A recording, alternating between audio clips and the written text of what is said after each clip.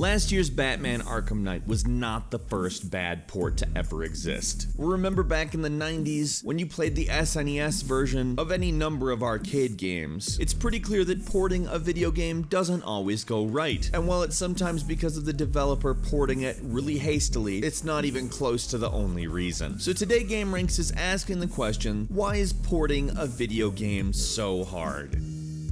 So whether you're a console gamer or a PC gamer, you know what it's like to want a game from the other side. Console gamers hardly have a rich RTS library, and any PC gamer that tells you there's enough AAA fighting games is trying to convince you to build a computer. Hey, do you work for a graphics card manufacturer? Game libraries are just different on PC and consoles. But every once in a while, a game from one side is so successful and there's enough demand on the other side that the developer or publisher deems it necessary to port. The more people that can buy the game, the more people will buy the game. And the more people that buy the game, the more money they have, which, as you know, is usually the goal of most companies. But is it somehow corporate greed that messes up a port? Yes, absolutely. The team that ported Arkham Knight was made up of 12 people, and they weren't people that worked on the development of the game. But acting like that's the only reason, not just for Arkham Knight, but for any game, is frankly not right. Have you ever traveled to a Spanish-speaking country? Did you do it without learning Spanish? It's really hard to participate in a lot of the things that are going on there, isn't it? It's oversimplifying it, but if you wanted to legitimately participate in the society, you'd have to learn the language. So imagine that console game is you, and the PC is a Spanish-speaking country. You can't really participate in that society because you don't know the language. Speaking the local language essentially acts as an interface that plugs you into the workings of the community. And while the real difference is the hardware, traditionally through the years, consoles and PCs had very different architecture. And by that, I mean the CPU architecture, GPU architecture, and through the years, even hardware that doesn't have an equivalent on both systems. For a very long time, consoles were based on a RISC architecture. It is extremely different from the x86 architecture that computers have used for quite a while. But here's where it starts to get a little bit confusing. PlayStation 4 and Xbox One are both based off an x86 architecture. Hell, Macs are currently mostly based off an x86 architecture. I don't know if game publishers saw that things are all going to be x86 now and thought, well, we don't need to put the same kind of resources toward ports anymore, or if they've just got more greedy, which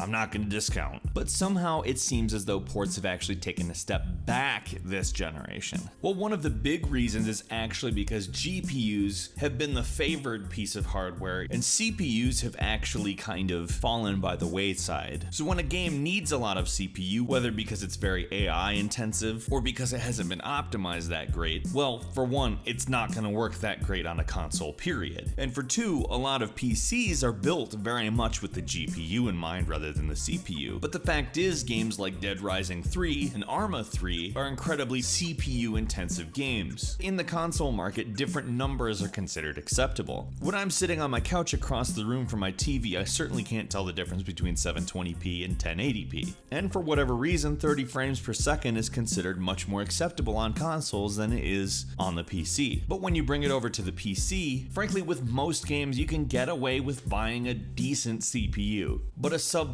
graphics card is not going to do it. With a game that's poorly optimized or has above and beyond requirements that elevate the amount of CPU that's going to be used, well, that just doesn't fly. And then what happens when you do things like port a game from console to PC and you have gamepad menus that you're stuck navigating with a keyboard and mouse? They're set up clunkily, and with games like Borderlands, for instance, which was brought to the PC with this exact problem, it can really just hinder the experience. And then there's things like the Dark Souls port, which, what a fantastic game, locked at 720p 30 frames per second. But the problem with this one is not because they bottlenecked the CPU, that's what they wanted people to play it as, they locked it there. You could mod it. Dark Souls also used DRM, which can do everything from hinder the performance of the game because it's using up system resources, to screwing up activating keys on Steam, which was a problem that many Grand Theft Auto 4 players experienced. In my research attempting to find a single unified answer that makes it all make sense, sense? There isn't one. There's a million reasons why ports don't come out well. But I can tell you probably the biggest reason is that companies see a port as an opportunity to make money rather than an expansion of their brand. That's the only reason you would ever hire a 12-person team to port a native console game made by hundreds of people to the PC. Tons of different CPUs, massive variation in GPUs, different amounts of RAM, different operating systems. The PC is a variable, the console is not.